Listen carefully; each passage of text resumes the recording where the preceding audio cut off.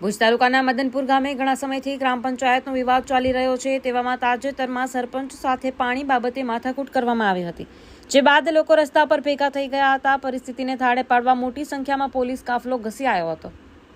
હવે માનુકા પોલીસમાં મારામારી બાબતે સામસામે 19 લોકો વિરુદ્ધ પોલીસ ફરિયાદ થઈ છે। માનુકા પોલીસ મથકે તાલુકા પંચાયત સભ્ય, સરપંચ સહિત ઉપસરપંચ સામે ગુનો દાખલ કરવામાં આવ્યો છે। પાણી મુદ્દે આ માથાકૂટ થઈ હતી, જેમાં આરોપીઓએ મહિલા સરપંચ પૂનમબેનને માર મારી સોનાની ચેન પડાવી લીધી હતી। ભુજના નાના એવા ગામમાં બબાલ સર્જાતા પટેલ લોબીમાં ચકચાર ફેલાઈ છે।